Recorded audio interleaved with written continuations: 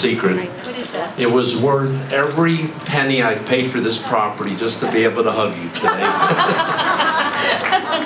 Lucky me. Thank you so much. I'm so happy to be here. I'm so happy to be here in your hotel and with David. I was saying earlier that I told my husband about it a year and a half ago. I said, I miss it. I really miss it. I would just want to be back on stage again. It just felt like a part of what I do is not being used. Well, you're on stage right now, okay. girl. I'm going to leave you alone. Okay. All right, I was going to say nice things about you. Give her, I didn't hear a big round of applause. Okay. Thank you. Big one. Thank you. I see so many familiar faces here from the years that I spent here in the 80s. But it has been, wow, I thought it was 10 years, but it's been 25 years since I performed regularly in Las Vegas. And I started to tell a story about David Siegel when my husband came to the Westgate and he said there's tremendous interest there, so he brought me back on the second meeting. It's always good when you have a second meeting. And I walked in and David Siegel's sitting there and I said to myself, good, the owner's here, that's always good.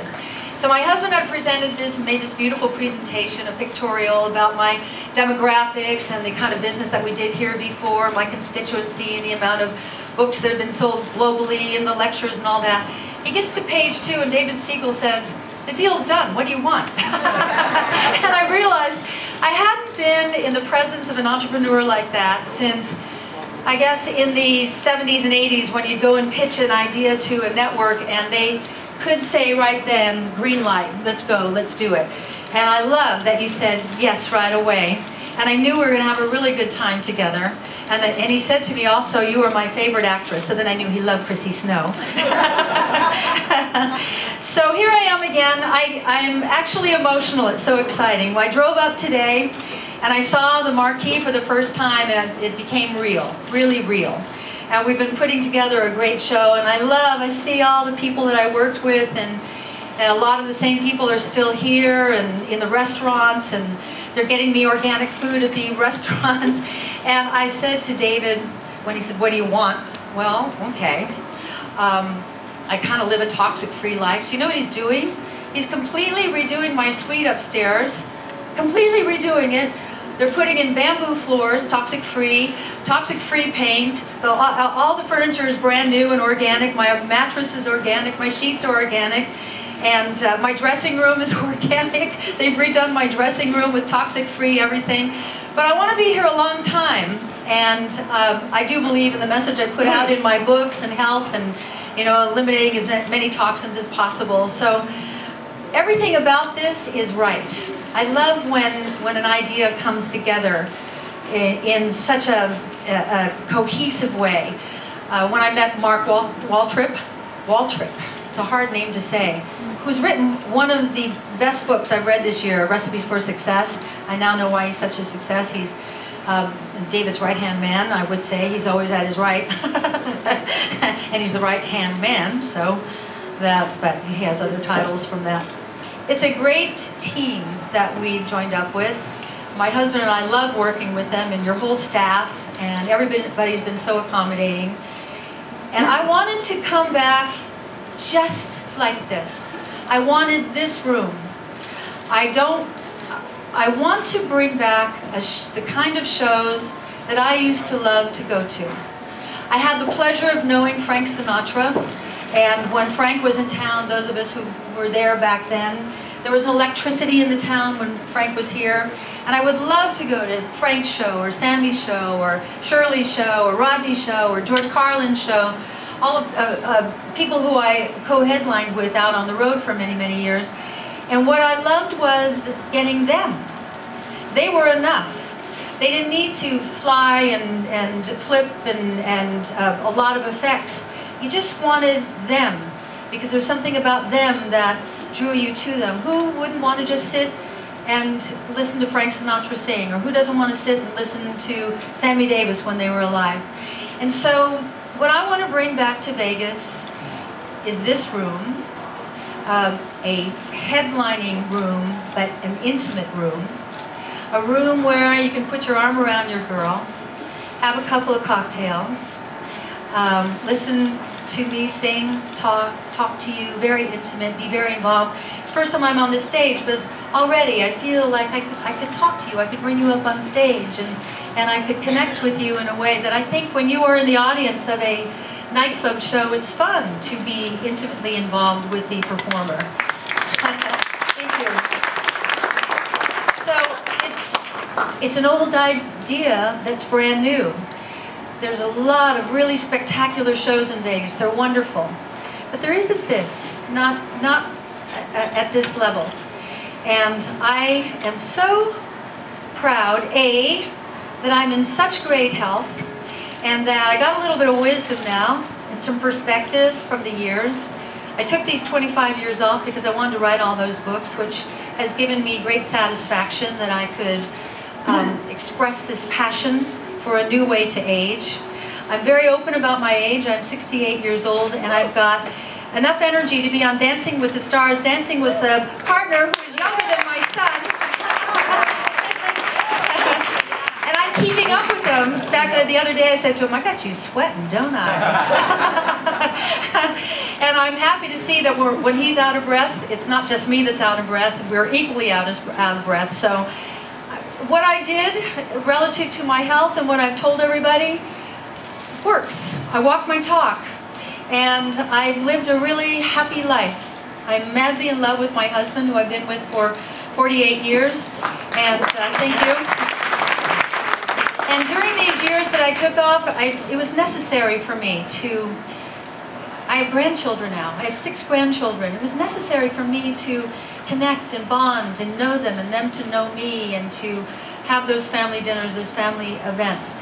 But now they're all kind of grown up. We've got 3 who are wearing bras, a couple of voice changes, and some pimples. You know, they just don't need me anymore. So I said to Alan, my husband, about 1.5 years ago, I really want to do it. So we've been thinking about it, and the first meeting is with David Siegel. And here I am in the Suzanne room. Nothing has made me happier.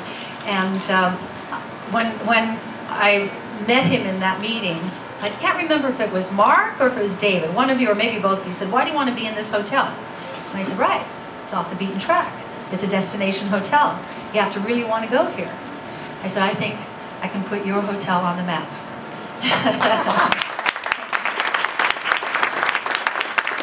One of the things about lasting a long time is first gratitude, that I came onto the scene in 1973. I was discovered by Johnny Carson. How lucky is that? And that I actually, my story in the beginning was, I lived in Sausalito, California. I got a hold of the trades, and I don't even know how, and there was a part on a show called Lots of Luck with Dom DeLuise, and it described me. Naive, small-town girl who has no idea who she is or what she looks like. That's who I used to be.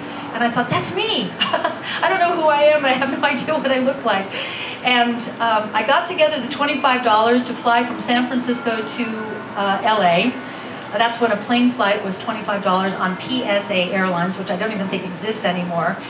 And you know, when you don't know anything, you don't know anything. And so I didn't know that you needed an agent. I didn't know that you needed an appointment. I just had the call time for this audition at NBC, so I got myself to NBC Burbank, and with confidence I said to the guard, he said, why are you here? I said, I'm here for the Lots of Luck show. Oh, it's right over there. I didn't know that. I just, you know, kind of finessed my way in. And then I get to the audition, and I see all these other girls that look like me, and they're signing in, so I signed in. And then they handed me a script, and I looked at the other girls, and they're reading the script. So I go in to audition, and when I finish, the producers, I remember them, Bill Persky and Sam Denoff, great writing team, said, very nice. We're going to call you back. And I said, great. So I went out to the receptionist, and I said, I have a call back. She said, well, good for you. I said, what is that? And she said, they're going to call you back. I said, oh. So where do I go? Now I'm her problem, right? She goes, I don't know. Why don't you go sit in the commissary, I guess? Like she wanted to get rid of me. So I go sit in the commissary. It was 2 o'clock in the afternoon, which was fortunate because I was the only one in the commissary.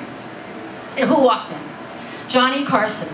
Johnny Carson with his producer at that time, Fred DeCordova. And Johnny Carson comes over to me and says, "Hey, little lady, what are you doing here?" And I said, "I have a callback." Because now I have lingo, right? I'm in the biz now. And he says, "Well, good luck to you." Now, I didn't even have a resume, but I already had written a book. I had written a book in 1973 called Touch Me, a book of poems about feelings and emotions. And so I brought that with me in case they needed a picture, and I had a few copies. And I thought, So I went over to the Tonight Show office. Again, I'm now inside NBC, so you can do anything you want once you're inside past the guard in front. I'm just like, I could have been anybody walking around, so where's the Tonight Show office? Oh, it's right down there. So I go to the Tonight Show office, and I sign a book for Johnny. I sign a book for Johnny's secretary. I sign a book for Fred DeCordova, and a book for Fred DeCordova's secretary. That was Wednesday. Friday night, I'm standing behind that famous curtain on the old Tonight Show stage, and I'm thinking, man, they must really love my poetry. And I didn't realize they had read the back flap. I only had one credit, that I was the mysterious blonde in the Thunderbird in American Graffiti. And I didn't think that was anything. That was one night's work and $136.72, which I needed. And I'm standing behind the curtain hoping I won't be the first person to ever throw up on national TV. And I hear Johnny Carson say, "We've all been wondering who the mysterious blonde in the Thunderbird is." And I'm thinking, you were? And because I hadn't even seen it. I couldn't afford to go see it. And when they pulled the curtain back, the audience went, "Woo!" And the woo was like, "Oh, that's who it is."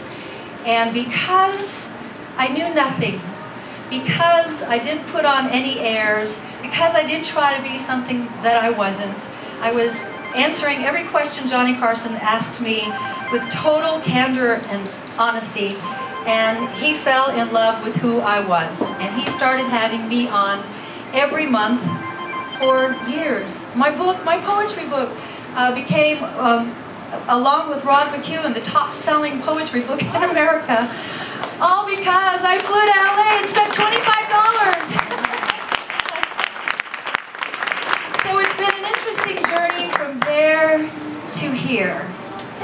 And I have never, ever been more ready to do this. I'm in my stuff. I've been around a while. I got a nice perspective. I've got some wisdom.